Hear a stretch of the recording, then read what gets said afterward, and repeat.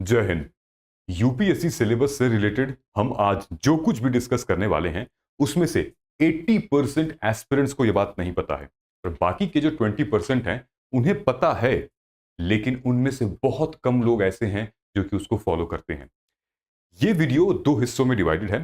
First half में ये पता चलेगा यूपीएससी के सिलेबस में वो कुछ कॉमन टॉपिक क्या हैं जो कि जीएस 1, 2 और 3 तीनों में है, ताकि आप एक साथ जब वो टॉपिक उठाएं तो तीनों पेपर के हिसाब से आप उसको पढ़ सकते हैं। और दूसरा पार्ट जो है, हम यूपीएससी के सिलेबस को पीवाईक्यू से कैसे इंटरलिंक करके पढ़ेंगे।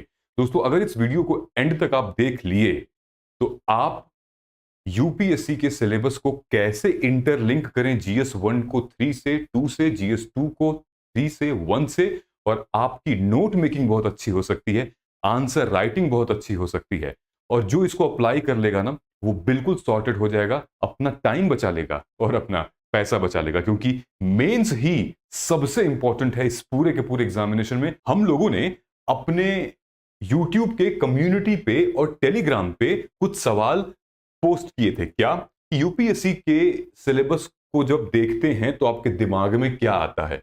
ये कि ये बहुत वास्ट है, ये कि डिफिकल्ट होता है कौन से टॉपिक को प्रायोरिटाइज करें, या ये कि इसको इंटरलिंक करना जीएस के पेपर से या करंट अफेयर से इंटरलिंक करना या ऑप्शनल सब्जेक्ट से इंटरलिंक करना।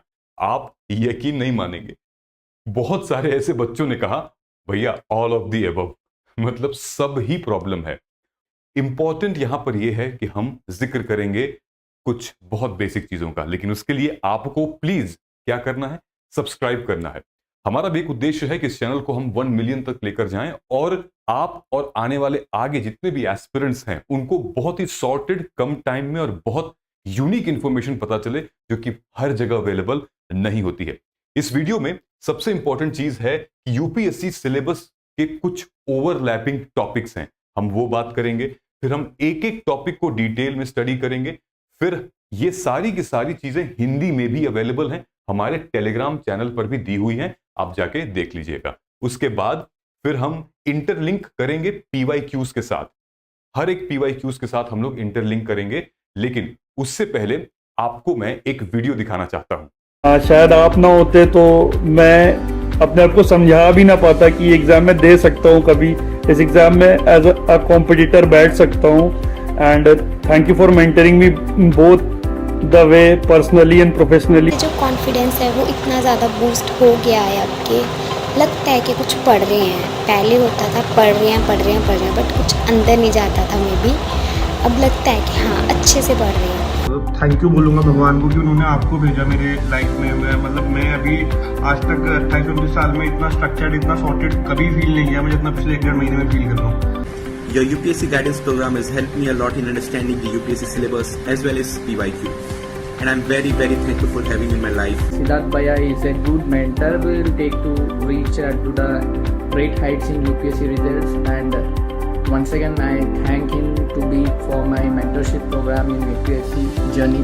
आपने ये जो वीडियो देखी, इसमें जो एस्पिरेंट्स हैं वो आप जैसे ही हैं। जब ये आए थे तो बहुत कंफ्यूजन था, लेकिन अब इन्हें यकीन हो गया है कि अब क्लैरिटी, अब समझ में आ रहा है कि आखिर करना क्या है। अब कोई भी इनको बुद्धू नहीं बना सकता। दोस्तों, ये किस प्रोग्राम से गुजरते हैं मैं बस आपको बता देना चाहता हूं। हमने कई बार अपने वीडियो में भी दिखाया है, फिर से दिखा देते हैं। अगर आप 2025 या 26-27 के लिए तैयारी कर रहे हैं तो आपको इस फ्लो चार्ट को आप देख लीजिए। सबसे पहले अगर आप आते हैं तो आपका बैकग्राउंड हम जानेंगे क्या है, कैसा है। बेस्ड ऑन दैट आपके पास्ट मिस्टेक्स क्या हैं यूपीएससी की जर्नी में, फिर एनसीईआरटी की एनालिसिस, फिर रिसोर्स की, पीवाईक्यू की, फिर note making, time table, Google Meet पर एक हफ्ते में 1-2 session, community learning, debate, performance tracking, ये इस साइकिल से गुजरते हैं। और इन सब के लिए जो ईयरली फीस है, जहां पर आप एनरोल करेंगे, सिर्फ और सिर्फ 15,000 रुपीज, आप लिटरली पूरे साल का लगभग 90 से 1 लाख रुपए सेव कर सकते हैं। और सबसे इंपॉर्टेंट, वक्त, मैं आपका बहुत टाइम बचा सकता हूं, हमारी टीम पूरी आपका बहुत टाइम बचा सकती है।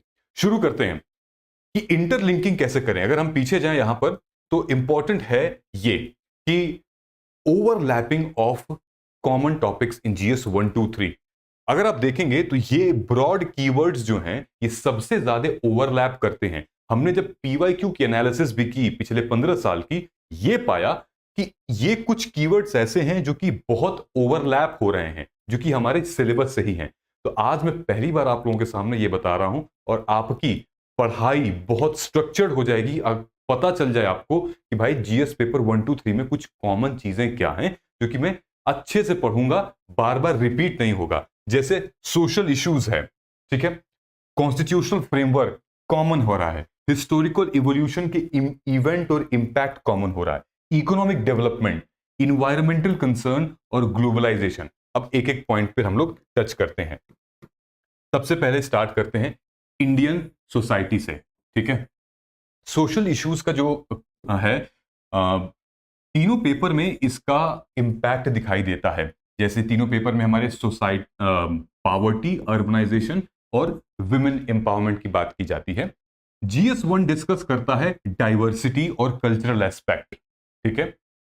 इसका ये जो पावर्टी, अर्बनाइजेशन और विमेन्स एम्पावरमेंट है ना, तो इसी का GS1 डिस्कस करता है इसकी विविधता, डाइवर्सिटी और कल्चरल एस्पेक्ट, ठीक। GS2 फोकस करता है सोशल जस्टिस और गवर्नेंस, इसी के पावर्टी का, अर्बनाइजेशन का, वुमेन्स एम्पावरमेंट का। और GS3 जो है वो इंपैक्ट पॉलिसीज के बाद क्या होता है हमारी इकोनॉमी में। आई बात समझ में? अब गवर्नेंस और पॉलिटिकल स्ट्रक्चर में क्या है? गवर्नेंस और पॉलिटिकल स्ट्रक्चर में कॉन्स्टिट्यूशनल फ्रेमवर्क कॉमन पॉइंट है, जैसे कि implication of governance and constitutional provisions are relevant to societal issues।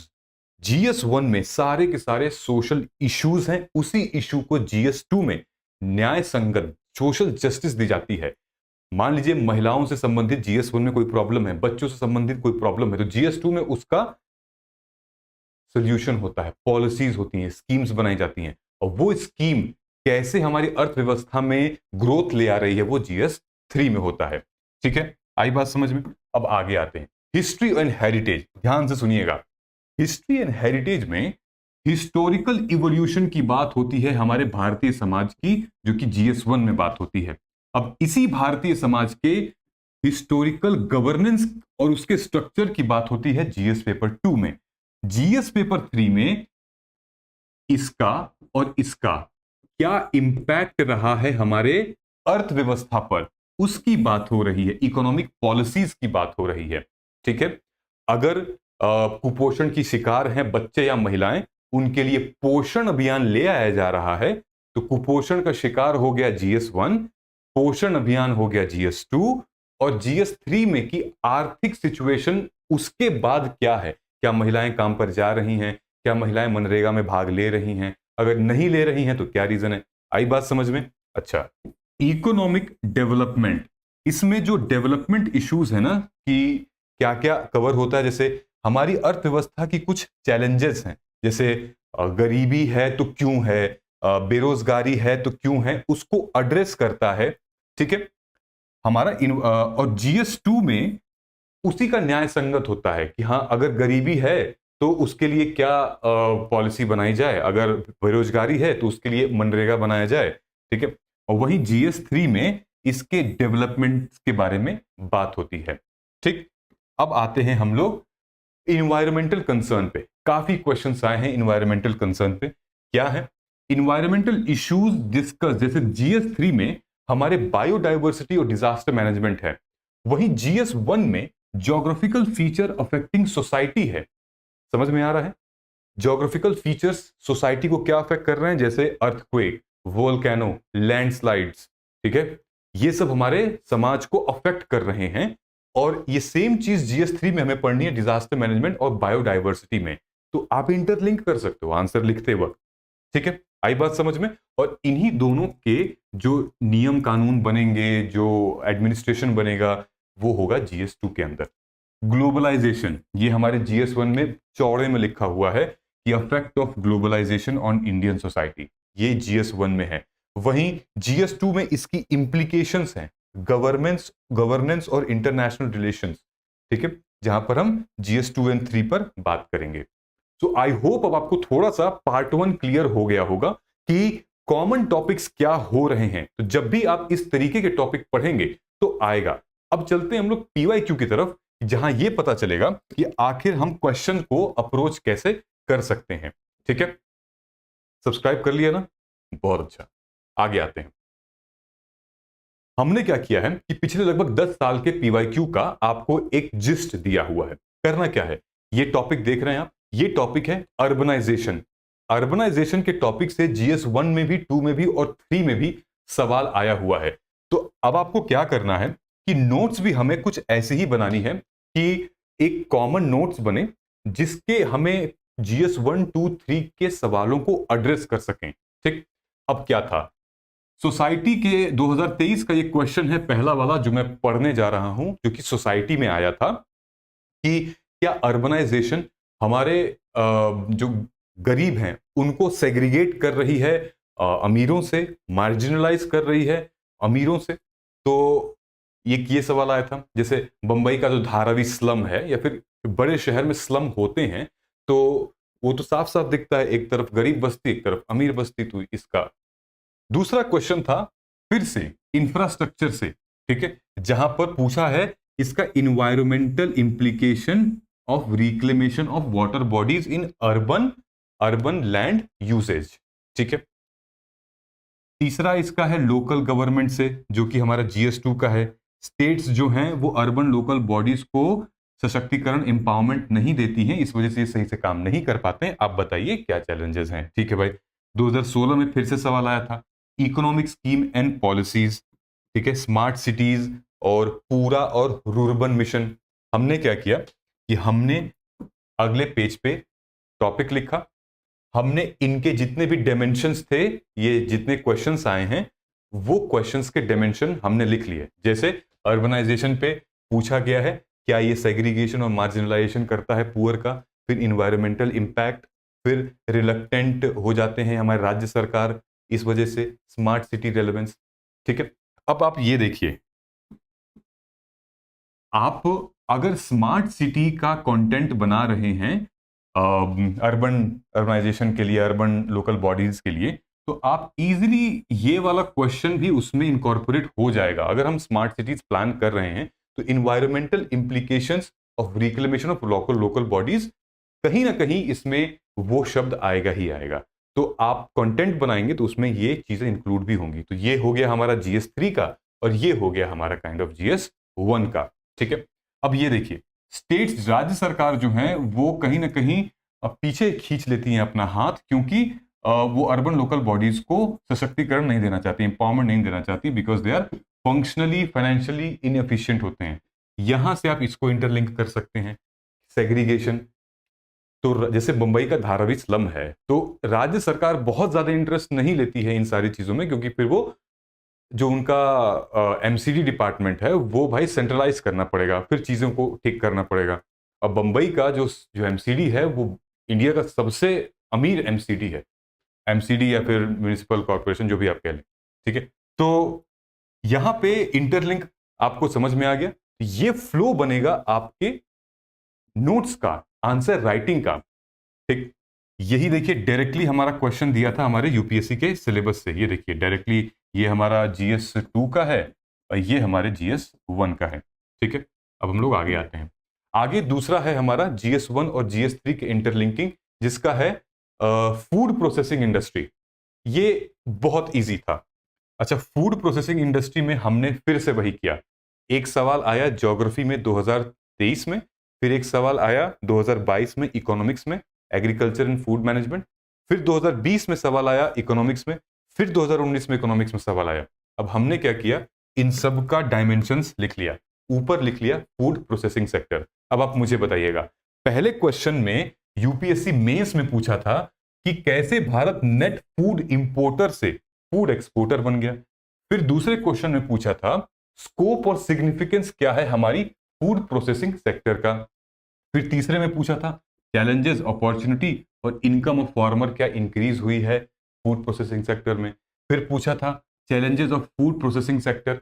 ठीक है, अब आप मुझे बताइए, अगर आप इन तीनों को, ये लगभग सेम ही पैटर्न पे थाली के चट्टे बट्टे वाला क्वेश्चन है कि अगर आप फूड प्रोसेसिंग सेक्टर का challenges, significance, opportunity, threat, scope, ये सब लिख लेंगे, तो क्या आप ये नहीं लिख पाएंगे कि कैसे हम फूड इंपोर्टर से फूड एक्सपोर्टर बन गए? जब ये चीजें क्लियर होंगी तो आपको ये चीजें ऑलरेडी क्लियर हो जाएंगी। और ये 2023 का क्वेश्चन था। तो अगर आप पीवाईक्यू से इन चीजों का आंसर स्ट्रक्चर्ड वे में हर डायमेंशंस में निकाल रहे हो तो इजीली आपको यहां का कंटेंट मिल जाएगा। और देखो ये आपको दिया भी है, ये देखिए, डिस्ट्रीब्यूशन ऑफ की नेचुरल रिसोर्सेज इंक्लूडिंग इतना टर्शरी सेक्टर, ये हमारे GS 1 का हिस्सा है, ज्योग्राफी वाला, और ये जो है वो GS 2 का हिस्सा है ना। और आगे आते हैं, हम आते हैं women related issues empowerment and justice. 2021 में GS 2 में ये सवाल आया था, 2021 में फिर GS 2 में NGOs में सवाल आया था। फिर इंडियन इकोनॉमी ने पूछा 2 सवाल, मतलब इंडियन इकोनॉमी में ये सवाल आया था विमेन रिलेटेड, और फिर दूसरी साल भी यहां पर आया था 2021 में इकोनॉमी के अंदर। हमने फिर से इसके डायमेंशंस का एक बॉक्स बनाया, हमने टॉपिक यहां लिख लिया। ये देखा कि आखिर विमेन एम्पावरमेंट से कितने डायमेंशंस के क्वेश्चंस आ रहे हैं।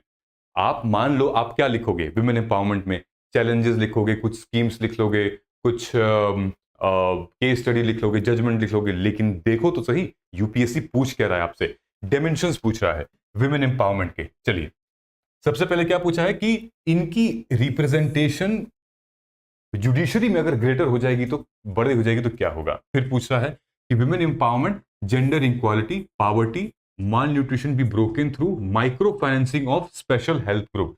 Micro financing is again important, ठीक। फिर आ गया care economy can be monetised. फिर उसके बाद आ गया गिग इकोनॉमी जो है वुमेन एम्पावरमेंट को क्या मदद कर सकती है। और ये सब कुछ डायरेक्टली हमारे पेपर से दिया गया है, सिलेबस से दिया गया है यूपीएससी का। Role of women and women's organisation associated with इतना इतना, ये 1 का है हमारे। Developmental process, NGO, special help group, association, donors, charity, ये GS 2 का है हमारे। इंक्लूसिव ग्रोथ, गवर्नमेंट बजटिंग, ये हमारे GS पेपर 3 का है। देख रहे हो आप। अब आप बताइए कि अगर हम बात करें, ये दोनों क्वेश्चन लगभग सेम है अगर आप तैयार करोगे ना, कि गिग इकोनॉमी या फिर केयर इकोनॉमी, तो विमेन को एम्पावर करने के लिए भारत सरकार और क्या कर रही है, क्या गिग इकोनॉमी जो है वो प्रोसेस, मतलब मल्टीपल वर्क वुमेन कर सकती हैं, क्या ये एक प्रोसेस है, ठीक है। ये दोनों लगभग सेम क्वेश्चन हो सकते हैं, कंटेंट रेडी करोगे आप, बस डायमेंशन देखिए दोनों का, ठीक। वही बात जेंडर इक्वालिटी। अब अगर हम बात करें, पहला क्वेश्चन था greater representation of women in judiciary, ठीक है। तो दूसरे क्वेश्चन का पहला तो सॉल्व हो गया यहां पे कि यस जेंडर इक्वालिटी हुई है, कि अगर greater representation of women in judiciary होगा। मैं तो ये कह रहा हूं कि जब आप इस क्वेश्चन को सॉल्व भी करोगे तो आप इस वाले क्वेश्चन का पहला लाइन लिख सकते हो कि greater representation of women in judiciary if, तो फिर ये चीजें हो सकती हैं। तो मेरे कहने का मतलब आप समझ में आ रहा होगा कि अब किस तरीके से, किस स्ट्रक्चर में आपको पढ़ाई करनी है। अब आगे और आ जाते हैं, इंडस्ट्रियल रेवोल्यूशन के बारे में टॉपिक है, GS 1 और GS 3 दे रखा है, हमने भी कर लिया अलग अलग, ठीक है। इंडस्ट्रियल रेवोल्यूशन में पूछ रहा है bring out socio economy effect of introducing railways in different country of the world, ठीक है। सामाजिक आर्थिक स्थिति क्या थी जब हम रेलवे को इंट्रोड्यूस कर रहे थे वर्ल्ड के अलग अलग हिस्सों में। अच्छा, यह सवाल पूछा गया है GS 3 हिस्ट्री में, और फिर 2022 में एक सवाल पूछा गया था इकोनॉमी में इंफ्रास्ट्रक्चर टॉपिक से, कि ये जो पब्लिक प्राइवेट पार्टनरशिप रिक्वायर्ड है इंफ्रास्ट्रक्चरल प्रोजेक्ट क्या होती है, और एग्जामिन करिए ये PPP मॉडल जो है वो redevelopment of railway station in India, ठीक है। आई बात। तो अगर आप ये वाले क्वेश्चन का आंसर ढूंढ ले रहे हैं कि PPP मॉडल कैसे हम रीडेवलप कर रहे हैं अपने रेलवे स्टेशंस को, ठीक है, और PPP पार्टनरशिप क्या होती है, तो आप यहां पर भी ये क्वेश्चन का कंटेंट क्रिएट कर सकते हैं कि एक रेलवे स्टेशन के होने से कितने रोजगार बनते हैं, उन रोजगारों की कितनी आय बढ़ती है, और सामाजिक आर्थिक स्थिति जो है वो ठीक होने लगती है, ठीक है। वहीं पर ये देखिए इसका भी आंसर यहीं पे आ जाएगा। रोल क्या है डेवलपमेंट का, पीपीपी का, पब्लिक प्राइवेट पार्टनरशिप का क्या रोल है, क्या इफेक्ट आएगा। ठीक, ये कंटेंट आप रेडी कर सकते हैं। जैसा मैंने आपको बताया, टॉपिक लिखो, डायमेंशंस लिखो। फिर से हिस्ट्री में ट्राइबल एक सवाल आया था जीएस 1, 2 और 4 में, एथिक्स में भी ओवरलैप था। एक सवाल था हमारा जो कि टॉपिक ट्राइबल से 2023 में हिस्ट्री से पूछा गया कि colonial rule affect the tribal in India, what was the tribal response of the colonial operation. मतलब जनजातियों के ऊपर भी अंग्रेजों ने बड़े अत्याचार किए थे, तो जनजाति ने फिर किस तरीके से उनको विरोध किया था। ठीक, गिव द डाइवर्सिटी अमंग, ये आया था ट्राइबल कम्युनिटी जीएस पेपर 1 में, इंडियन सोसाइटी में। फिर आया था पॉलिटी में ट्राइबल एरिया से। फिर एथिक्स के ऊपर एक केस स्टडी भी आई थी ट्राइबल से रिलेटेड। तो अगर आपको ये कंटेंट पता होगा, जैसे given the diversities among tribal community in India, in which specific contest should they considered as a single category. तो ट्राइबल मतलब आप हर टॉपिक को डायमेंशंस में लिखेंगे तो आपको इजी हो जाएगा वो कंटेंट सेग्रीगेट करना और फिर डायमेंशन को आंसर करना। आई बात समझ में? सेम देखो, यहां पर पूछा गया था कि मिनिस्ट्री ऑफ पेट्रोलियम और नेचुरल गैस परसीव कि Nagas as a threat to oversight exceptional status enjoyed, discuss the light of article 371 Indian constitution. थोड़ा तीनों अलग अलग हैं लेकिन टॉपिक हमारा सेम है, ट्राइबल्स। ठीक है, ज़्यादा बहुत बड़ा टॉपिक नहीं है, एक लिमिटेड टॉपिक है, लेकिन इसके डायमेंशंस बहुत बड़े हैं, हम इजीली लगा सकते हैं। मैंने आपको काफ़ी एग्जांपल्स दे दिए हैं। आई होप चीज़ें आपको थोड़ी सी बेहतर समझ में आई होंगी पहले से। अगर अभी भी क्लैरिटी नहीं लग रही है, कमेंट करके बताइएगा। सो एक बार जय हिंद बोल दीजिएगा। पूरी वीडियो अगर आपने देख ली होगी तो मुझे लग जाएगा कि आप लोगों ने पूरी वीडियो देखी है। बहुत बहुत शुक्रिया, थैंक यू सो मच। जय हिंद।